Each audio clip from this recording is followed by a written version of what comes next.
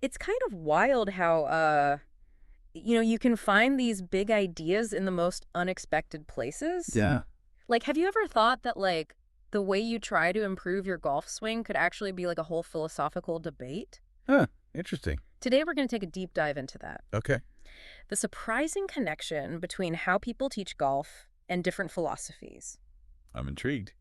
Our listener sent us some super interesting stuff about this connection. Oh, cool. And we're going to unpack it all and see if we can find some fresh perspectives. Awesome. Not just about golf, but about learning in general. I like it. So get ready for some aha moments. Looking forward to it. All right, so one idea that comes up early on in what you sent is this concept of ideology. Okay. Like, think of it as this really strong set of beliefs, and they're presented as the absolute truth. Like a doctrine. Exactly. Often with, like, these strict rules that everyone's supposed to follow, Right. no matter what. And what we're going to see is how this idea of, like, rigid, absolute belief systems kind of sneaks into the world of golf. That's so interesting. So using that definition of ideology, Yep. we start to see it pop up in golf instruction. How so? Well, our sources talk about swing ideologists. Swing ideologists. Yeah, these are the instructors who are totally convinced that there's only one right way to swing a club. Like one way for everyone. Yeah, like a one-size-fits-all approach. Ah. They have their method, and they believe that if you want to be successful, you got to follow it exactly. Interesting. No deviation. Rigid.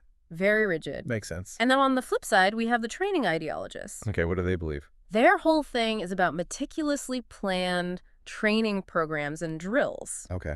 They believe that the only way to get better at golf is to spend hours and hours mastering these specific exercises. So it's still a rigid way of thinking. Totally. It's just a different flavor. Interesting. They're both stuck on this idea that there's one true way. Okay, so let's dig a little deeper and bring in some research. Right. Dr. Sasha McKenzie, Okay. who's a leading expert in biomechanics, presented some fascinating findings at the World Scientific Congress of Golf this year. Oh, wow. So cutting edge stuff. Yeah, and here's the kicker. With that. He found that the biggest difference between pro golfers and average players wasn't some super complicated secret swing technique or body movement. Really? Yeah.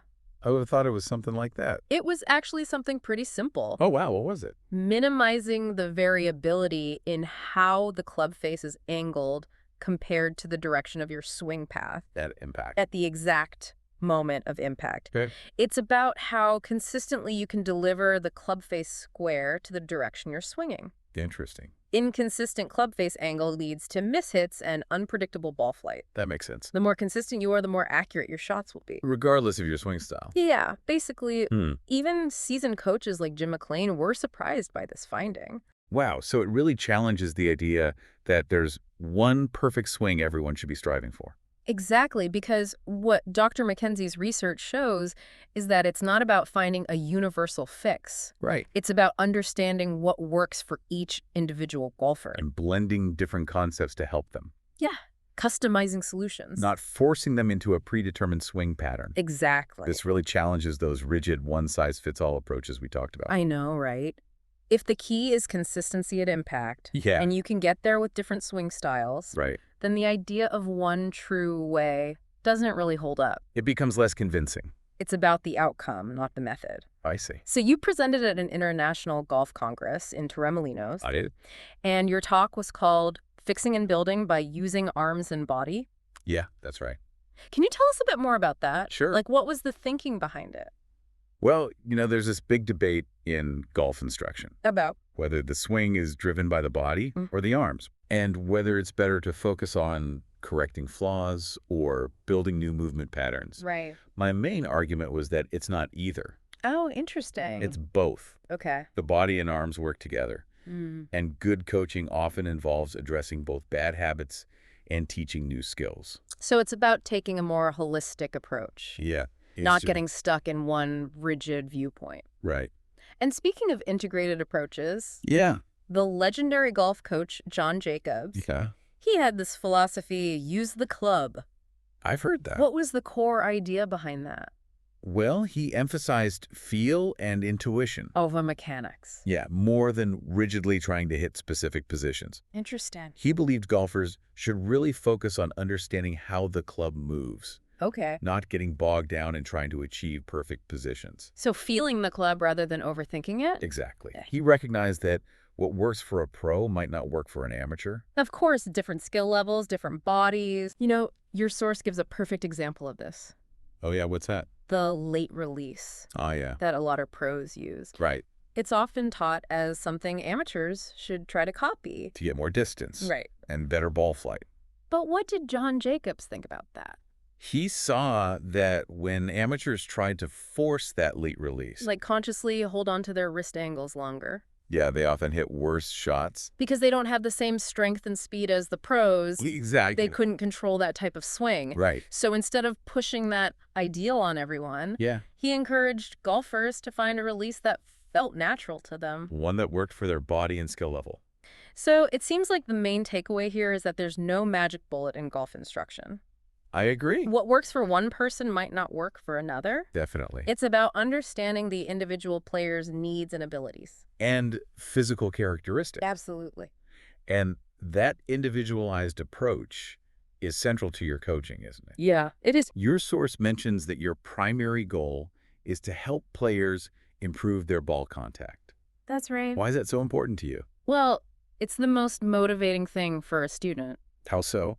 When a golfer starts hitting the ball better, You mean like the sound in the field? yeah, and seeing the ball fly further and straighter, Okay. it gives them a huge boost of confidence. They can see the results. Exactly, and it makes them want to keep practicing. Right.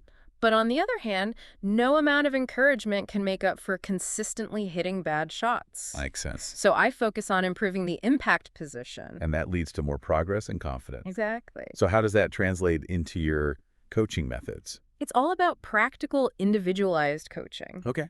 I watch each student swing carefully. Mm-hmm. I try to figure out why they're not hitting the ball well. I mean, And then we focus on making the most impactful changes. which could be a lot of different things. It could be their grip, their stance, their rhythm, their timing. Whatever works for that person.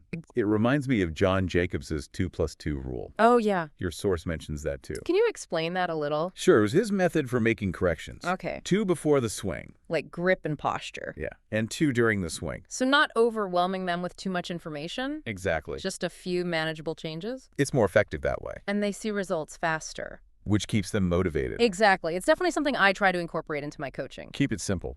And focused. I like it. And this brings us back to the philosophy. Okay. Your source talks about your coaching philosophy, neo-skepticism, Right. and compares it to Max Stirner's individualism. Interesting connection.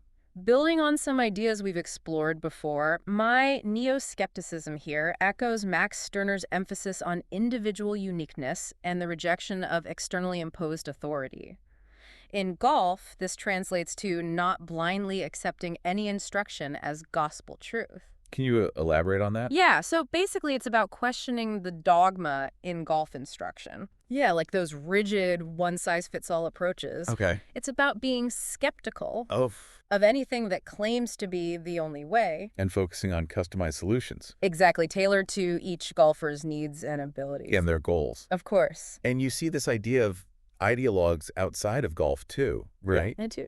In what way? Well, I think a lot of philosophers... Even those with opposing views. Yeah, even libertarians and anarcho-capitalists. Ah. They often have these really rigid ideologies. Sets of beliefs with strict rules. Exactly, and as we've seen, golf instruction has that too. Whether it's about the perfect swing or the perfect training method. Right. So as we wrap up, Yeah. what's the main takeaway for our listener? I think the main point is that success in golf...